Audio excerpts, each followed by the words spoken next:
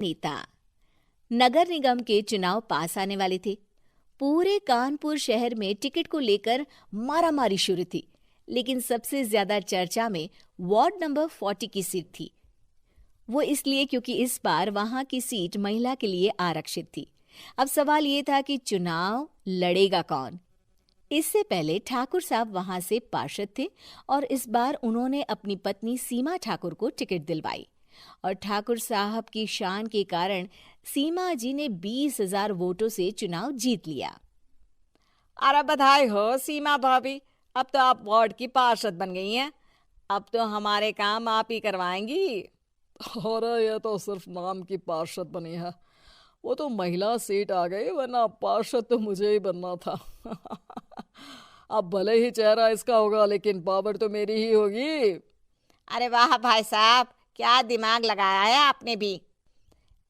आइए आप लोग, खाना लगा दिया है सबके लिए। सीमा जी पार्षद बन चुकी थीं, फिर भी उनकी एक ना चलती। सारे काम ठाकुर साहब खुद ही संभाल लेते और जहां जरूरत पड़ती वहां सीमा जी का अंगूठा लगवा लेते। सीमा जी ज्यादा पढ़ी लिखी भी नहीं थी। एक दिन ठाकुर साहब और सीमा एक प्रोग्राम में जाते हैं।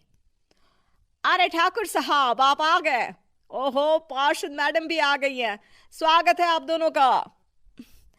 लगता है हमारे पार्षद फंड का सही इस्तेमाल हो रहा है।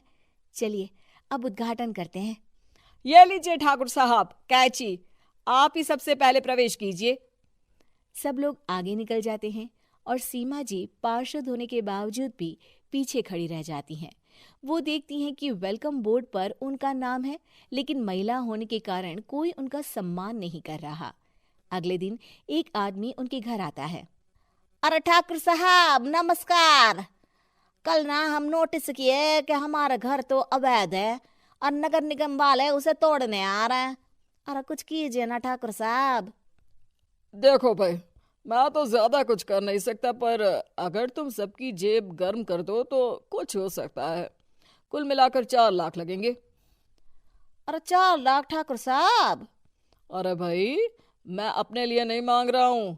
दरोगा है, इंजीनियर बाबू है, बड़े साहब है, सबको देना पड़ता है ना थोड़ा थोड़ा। बोलो है मंजूर? तभी वहां अचानक सीमा जी आ जाती हैं। अरे ये आप क्या कर रहे हैं?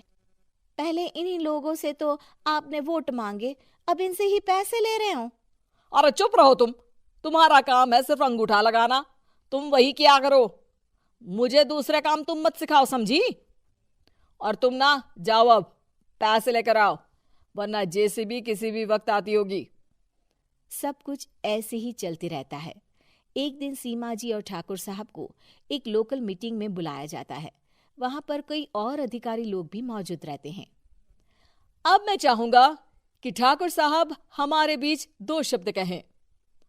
मेरे प्यारे भाइयों और बहनों, आज मेरा सौभाग्य है कि मैं आप सबकी सेवा दिन रात कर पा रहा हूं। आपने मेरी पत्नी को भारी मतों से जिताया है, इसलिए मैं आप सभी का शुक्रगुजार हूं। मैं आप सबसे वादा करता हूं कि हमेशा की तरह हमारे वार्ड में किसी को कोई तकलीफ नहीं आने दूंगा। सभी लोग तालियां बजाने लगते हैं।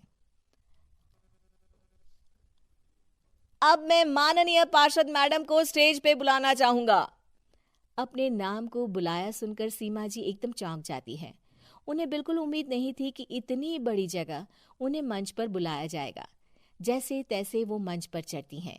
ऊपर जाते ही सीमा जी को सारी पुरानी बातें याद आ जाती हैं कि किस तरह उनके पति उन्हें कभी भी आगे बढ़ने नहीं देते और उनके नाम से गलत काम करते हैं। वो बोलने लगती हैं। मैं आपके वार्ड की पार्षद सीमा हूं। आप में से बहुत कम लोग ही मुझे जानते होंगे, क्योंकि इससे पहले मुझे कभी ऐसा मौका ही नहीं मिला। सारे मौके मेरे पार्षद पति यानी आपके ठाकुर साहब ही लेते रहे, लेकिन आज ये मौका मुझे मिला है तो मैं इसे ऐसे ही नहीं जाने दूंगी। मैं आपको ये बताना चाहती हूँ कि आपके ठाकुर साहब मेरे नाम की आड़ में गैर कानूनी काम करते हैं, जिस पर अंगूठों के निशान मेरे होते थे। इसीलिए मैं अपनी गलती मानती हूँ और आज अपने पद से इस्तीफा देती हूँ, ताकि आगे से कोई गलत काम ना हो पाए। अब फैसला आप सबके हाथ में है कि आप हमें क्या सजा देना चाहते हैं। सीमा जी की बातें सुनकर ठाकुर साहब के चेहरे का रंग उड़ जाता है और वो शर्म से मुंह नीचा करके वहां से चले जाते हैं और पद से इस्तीफा देकर ही सही सीमा जी अपने आप में आत्मविश्वास महसूस करती हैं।